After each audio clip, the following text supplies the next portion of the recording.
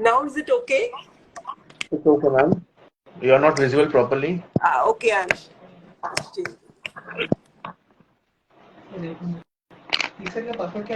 audible. Hardik, am I audible? Yes, ma'am. You are audible.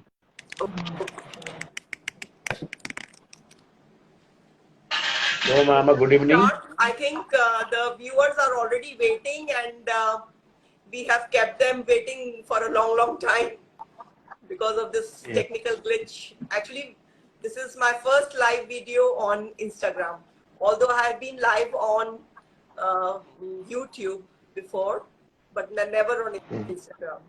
And that too, it's a two-author connect. So that's why it was causing the problem. So I think we can begin now. So let's start. Yeah. So hello and a very warm welcome to this Author Connect program live on Instagram.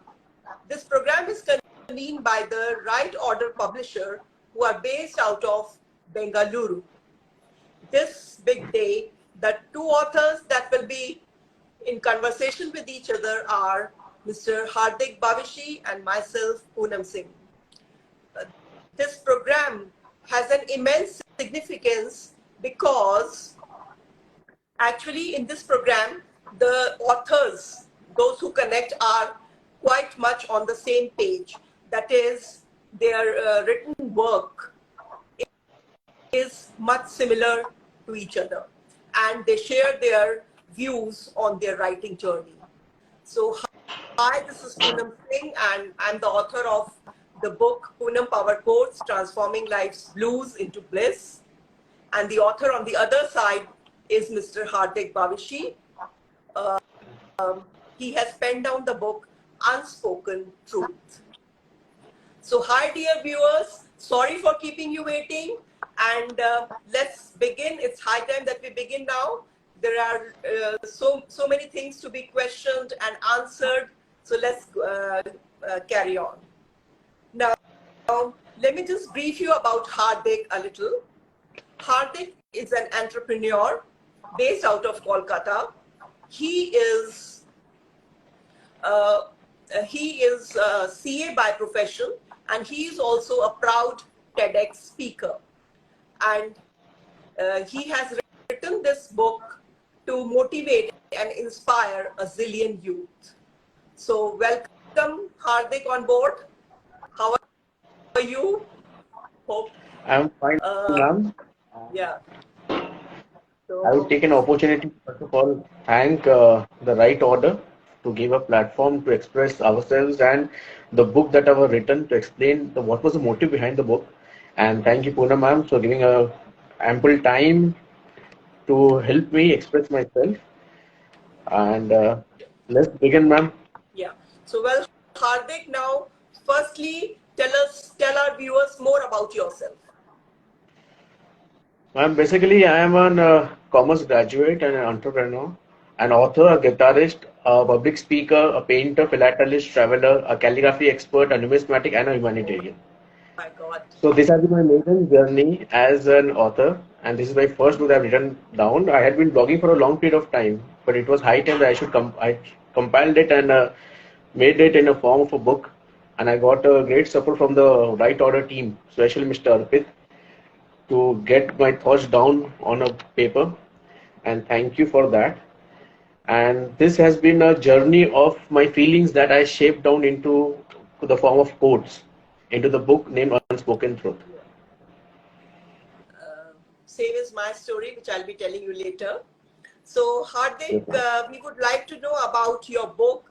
what it is about, that you have already told that it's a book on quotes, and some other features of your book. Well, the book is actually a collection of thoughts in the form of quotes. So, in our life, there are many instances when we suffer and we learn. So, it takes a long period of time to recover from that suffering and then to learn and implement. So, it's always good to read other people's experiences and implement in your life what to do and what not to do. And also in this urban stressful life, we forget ourselves, we forget loving ourselves. We keep on performing our duties and responsibilities. But at the end of the day, we are on ground zero. We are not happy. Everyone has a own struggle of his own. So the motive behind the book was to invoke a strong feeling that we should love ourselves and do each little bit to make ourselves happy. Because ultimately, we are only responsible for our journey. We cannot blame anyone else. Circumstances are hard for everyone. Everyone has his own struggle. I know. So this was just a trial to invoke a strong feeling of self-consciousness, self-love, self-respect. Okay. So Hardik, almost it's clear that what inspired you to write this book, but could you a little bit elaborate on that? What inspired you to write this book? What conditions, what situations motivated you to put them forward in the form of a book? Ma'am, actually, I had a roller coaster journey, starting from having a medical ailment for over 2 decades, and I lost my mother also due to the same ailment. And from there, then completing my chartered accountancy course to joining a public sector company, and then again having my own startup. From running a night school to going totally bankrupt. So the life journey was full of roller coaster. It was roller coaster. It was topsy turvy. So what I always used to think is that I should write down what I felt in that dark circumstances, in the lows and the highs, so the people could understand that irrespective of whatever is happening, there is always a bright day waiting for us. Because as much low we go, we have the tendency to rise high again. So that my journey inspired me to just bring down my thoughts, my experiences on a piece of paper. Very right. I think in your book, in the first quote, the first quote that you have written is all about that only, that after darkness, there's always a sun that rises with new challenges, and you have to face them, and you should start your journey um, from that very day. Um I would also like to, in extrapolation of this quote of yours, even I have written a quote which is a little bit similar to this one, what you have written. Hmm. I'll read first your quote and then mine. Tomorrow never comes, and never the way we want. What if, in anticipating the better, you may be losing the best you have now? Each day has its own piece of struggle. Every day the sun rises with new challenges. Waiting for a better tomorrow with a lot of possibilities is riskier than today with known truth. Start your journey today. So the essence of this is that you should start your journey today. Don't wait for the tomorrow to come, but to start uh, in whatever situation you are, start it. So in extrapolation to this, even I have written something down which I would like to read. This is one of my quotes. The heading is light. Keep the ray of hope alight in the darkness of your dreams. Dreams are bubbles. They will not stay for long and will fade out completely by the time you wake up. Likewise, mysteries are short lived, and don't get carried away. Wait for the morning full of freshness, new energy, and new dreams. So, this is about an extrapolation that if you have some dark night before, you should always rise above, because the next morning will be full of freshness, new energy, and new dreams. So, this was Well, just by the way, I quoted from your book and my book. So, Hardik, since you are a TEDx speaker, so here many of our listeners must be must be having one question in their mind definitely, that what made it possible to reach out to this prestigious platform? What were your efforts and all? Actually, TEDx is the biggest platform globally where there Yeah. is it's a platform to sharing of ideas, for the sharing of ideas. So after the good reception of my book, I just got a call from the organizer of TEDx that they want to just invite me as a speaker on the topic of rebooting.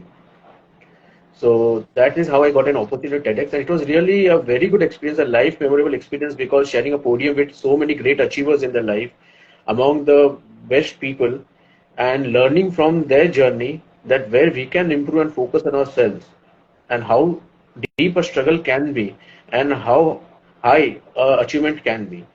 So it was a great experience being amongst the best speakers. Yeah, true. So Hardik, it was like you were lucky enough to get a call from TEDx, or how others are should start about for that? Like, do they have to apply somewhere? Do they have to reach out to them, or what is the procedure? Like, if somebody wants to speak on that platform? One can always apply on the TEDx website. They have a mail ID. They can send their profile over there and they're shortlisted. Apart from that, they are in search of good speakers and people who have achieved something in their field or have an extraordinary story to share. So they also invite people and they also accept profiles and submit it to them. Okay. So by way of this internet or something, you have to reach out to them. Thank you so Yes. much for that. And Hardik, then we would like to hear some of your favorite quotes from your book. And if you can tell us the most favorite one and why it is the most favorite of yours, it would be nice. Ma'am, there are many quotes that are near to my heart, but the most nearest one is heart never lies, but is bad at business. So it's for the emotional people like me that who always are involved in overthinking and anticipating what is going to happen and overanalyzing a situation, why people reacted in such a way, or could have been better. So this quote is very near because we nowadays in this urban life, in this stressful life, people think only barter. They give love, they take love. They until unless you are able to fulfill the commercial needs of people, you are good for them. Once it's over, then you are a burden. So this is how the world is working today, and people think more from their mind in every situation, in every relationship. They think that what is next going to come on their way that would benefit him or her. So they are not thinking on the core of the heart because heart is a very tender object. It always wants love and it feeds on love and it thrives on love. Yeah. So And love instead is of the thinking unconditional love, emotionally, right? unconditionally, Uh, instead of yeah. thinking of more practically, heart goes by thinking emotionally. It just wants love. And so people don't think by heart in today's world. Because when you think by heart, it is not always there will be a win-win situation. In majority of times, you will lose. So that quote is something that is applicable to each and every one of us. And apart from that, madam, I always had a quote that's very near to me. That's where we are today. We deserve it. See, we all keep on complaining. The situations have been so bad. There is so much of struggle. There can be better times. We deserve better. Everyone thinks they deserve better. But what have they done to achieve that? Have they worked hard? Or have they done enough to move out the present struggles? What have they planned for? How much they have implemented? See, the destiny is not in our hands, but working hard and working towards it in a focused way, in a dedicated work way is in our hands. Yeah. So we deserve where we The heart reach. and soul. So we cannot always blame that we deserve better. Then if you deserve better, then thrive